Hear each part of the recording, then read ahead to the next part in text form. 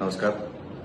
दरवर्षीप्रमाणे आपण यावर्षी देखील गणपती सणासाठी एक विशेष ट्रेन इकडून पाठवतोय.